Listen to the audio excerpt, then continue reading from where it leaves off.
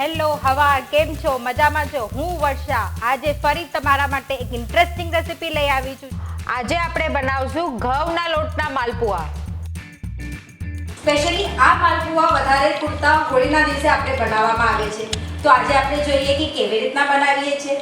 એના માટે 1.5 કપ ઘઉંનો લોટ લઈ લઈશું આપણે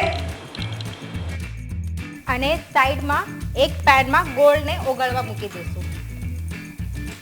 અડધો કપ ગોળ લઈ લ્યો. મેં ગોળને નાના નાના ટુકડામાં કાપી લીધો છે અને એમાં 1 કપ જેટલું પાણી નાખી લો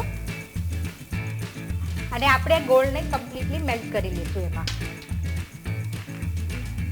જ્યાં સુધી ગોળ મેલ્ટ થાય છે આમાં આપણે બાકીની સામગ્રી નાખી લઈશું. 1 ટીસ્પૂન સોંફનો પાવડર, અડધી ચમચ ઇલાયચીનો પાવડર, ચપટીક સોડા, ચપટીક મીઠું અને આ બધાને મિક્સ કરી લઈશું.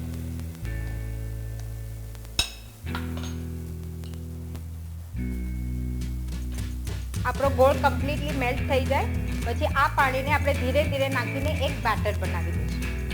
આપણો ગોળ હવે ઓગળી ગયો છે. હવે આપણે આપણો ઇન્ડક્શન બંધ કરી લઈશું. ગોળના પાણીને કાઢીને ઠંડુ કરવા દઈશું.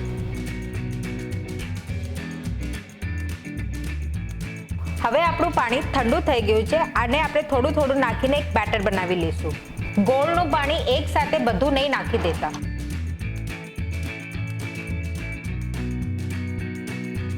હવે આપણે આમાં 100 ગ્રામ માવો નાખશું અને એને સરખી રીતે મિક્સ કરી લઈશું.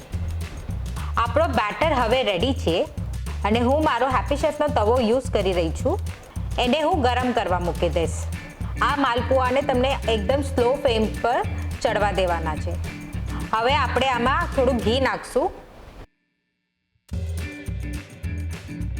અને એની ઉપર આપણે આપણો બેટર સ્પ્રેડ કરી લઈશું.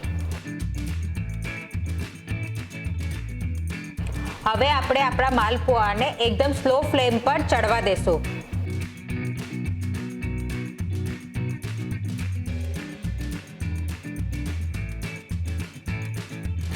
આપણા માલપુઆને એક સાઈડ પર બબલ્સ આવી ગયા છે તો આપણે આને ફ્લિપ કરી લેશું.